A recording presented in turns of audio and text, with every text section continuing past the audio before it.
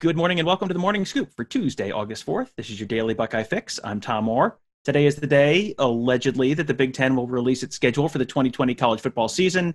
We've been telling you it's coming for quite a while. That's because Gene Smith told us several weeks ago that they expected to have it done in a few days, but we're still waiting for that release. Whenever it does come out, hopefully today, that will be a major step towards a season this fall. Buckeye Scoop recruiting analyst Bill Greene joins me. And Bill, what are you hearing about a fall season right now? Well, I'm hearing everything that you guys are hearing, that we know the schools want to have a season. We know the NCAA, if possible, wants to have this season. The money lost last year from the March Madness being canceled was significant. They need that money. So, I don't believe they're going to risk the bad PR that comes from doing the wrong thing. I think they're trying to work within the CDC guidelines, and if that can be accomplished and we can have a season, it's what they want most. NCAA wants this as bad as we want it. They have a financial stake at this. We just have a love for football stake at this. So, as of today, it's on. There's a schedule coming, and, practice is going to begin, and we're going to see how far this goes, and it's almost, people are keeping an eye on the Major League Baseball thing, that they've had some bumps in the road, but they are continuing. So, and I think that's probably what we're going to see with college football. I don't think anyone expects it to be just a breeze to the finish line, but yet they're going to try to make this happen, and I think they're going to have to be as creative as Major League Baseball has been with the scheduling, in that if there's an outbreak at Northwestern, then Northwestern takes 2 weeks off, and we move the schedule around to make it work. So, and I think we saw that in baseball with, the Cardinals having to sit out, the Marlins having to sit out, but then the Yankees just went ahead and played, just slot another team in and let's go. And I think that's the key this year for college football. You're going to have to be very creative.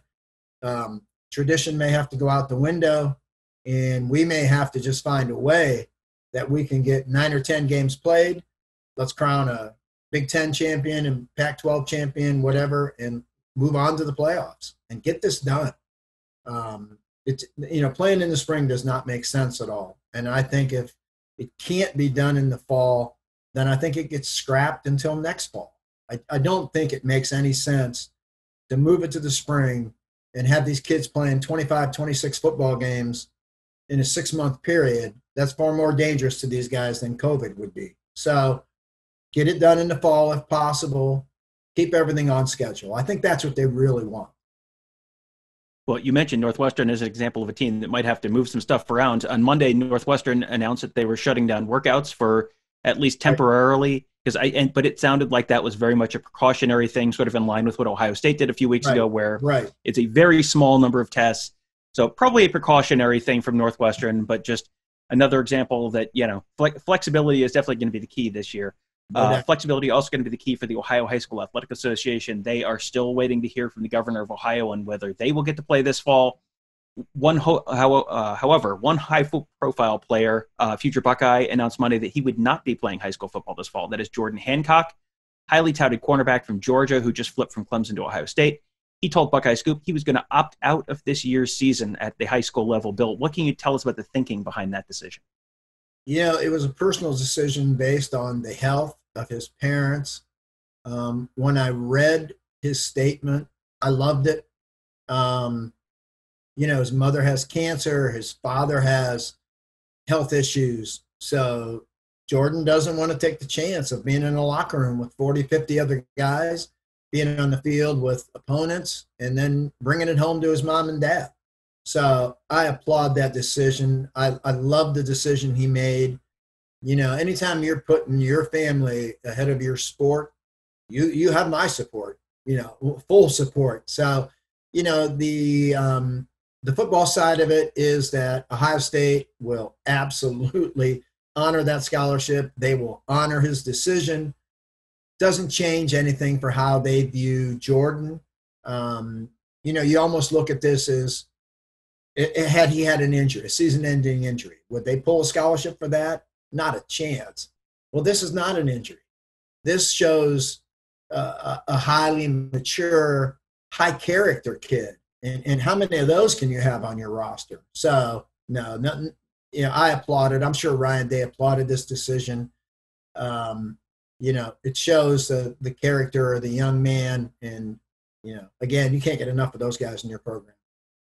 Yeah, and he is not the first future Buckeye who's going to miss the season. Trevion Henderson Right. in Virginia, he's not going to get to play. That's because all of Virginia sounds like it's shut down. So, yeah, it is going to be an interesting fall, and probably, people may get to play some of their senior seasons or part of their senior seasons or all of their senior seasons or none of their senior seasons. But none of that should probably impact their futures at Ohio State.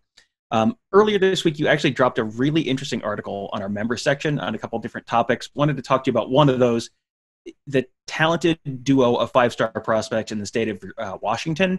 We'll start on defense. A guy the Buckeyes are definitely hoping to land, defensive lineman JT Tuimoloau. He is right at the top of Ohio State's wish list right now. He's someone who they would really like to get on campus for a visit this year, but of course that's all up in the air right now. What can you tell us? What's the latest with him?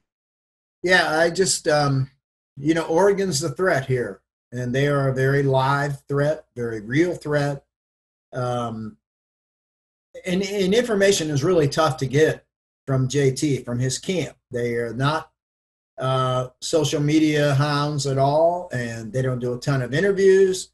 I respect that. So it's hard to get info, and people that I trust really feel that getting this kid to the NFL is paramount in his decision. Okay. And you look at staying home, playing for Washington, not a great history there. I know there's been some smoke out there about Oklahoma. I don't see that kid heading to Oklahoma to give up 60 a game and play in that defense. So then we're back to Oregon, and Mario Cristobal has really done a great job there. He's brought physicality to that program where they've been more of a diva program, under Chip Kelly. They had their own days of giving up the 40 and 50 a game and being soft on. Those days are over there with Mario. Mario's someone I really respect a lot. And, the staff he has there, great recruiters. So Oregon's a threat for JT. Ohio State really needs to get him on campus. The NFL pedigree aside, of which Ohio State, no one's going to compete with Ohio State there, or the schools he's interested in.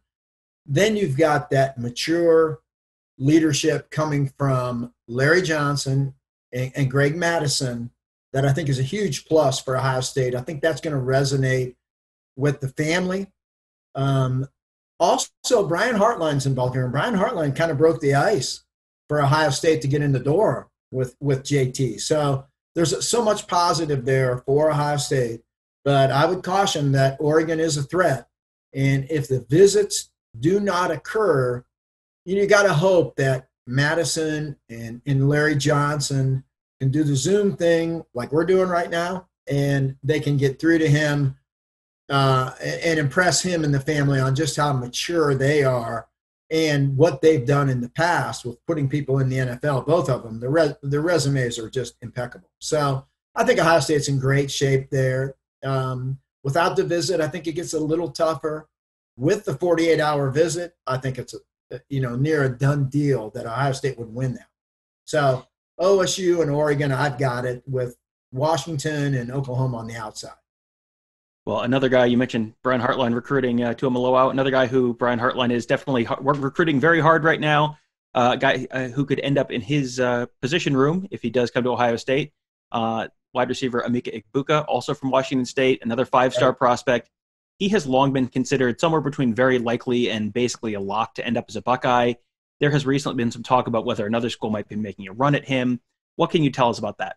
Yeah, Oklahoma's definitely making a run there, where with Tuimoloau, I would almost say they have zero chance of landing him.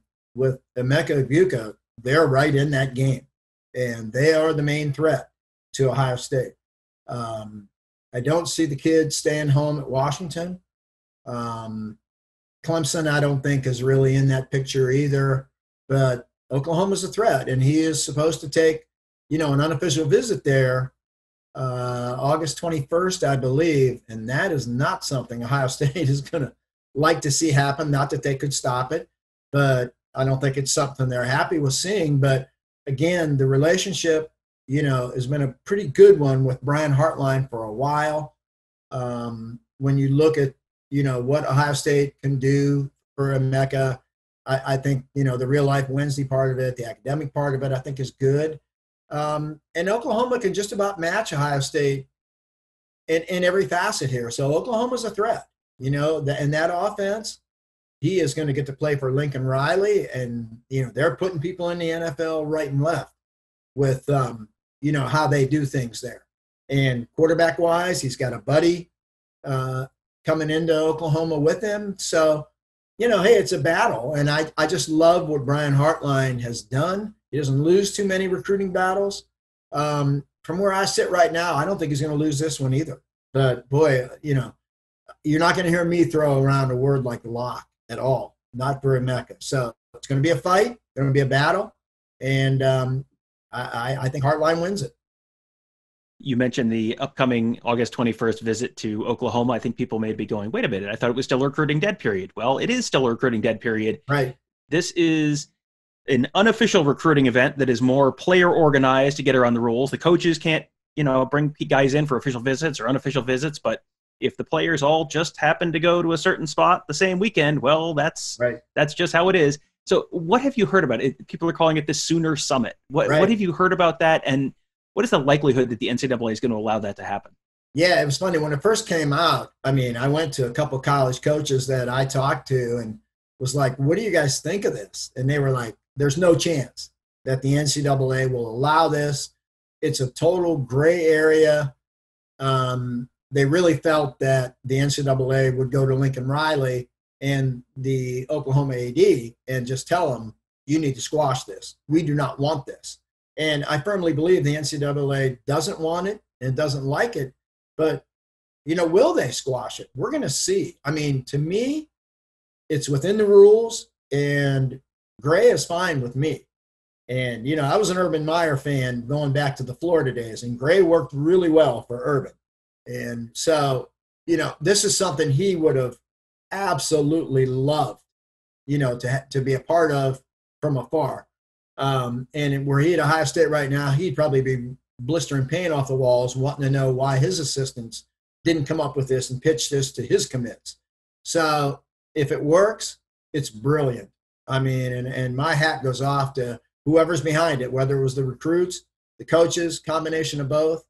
This is salesmanship, and sales is about getting the purchase order.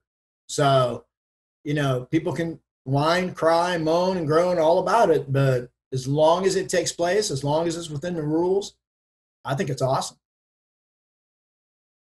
Well, Bill, thank you for joining us. The coverage of those 5 stars from Washington that we mentioned earlier, that was just a small part of Bill's most recent insider report. Members can find the full report on our Ask the Insiders board. He talked about guys who might be the most likely people to, maybe waver on their commitments a little bit in the current Ohio State class. That was one of the interesting nuggets in there, as well as some other stuff.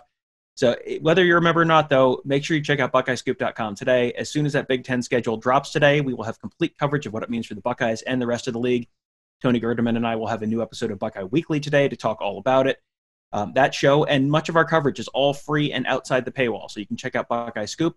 If you like what you see there, please consider becoming a member. There's much more incredible content inside our member section, including regular staff chats, insight and analysis you just can't find anywhere else. So that's all at BuckeyeScoop.com. Thank you guys for listening. Have a great day. We will talk to you tomorrow.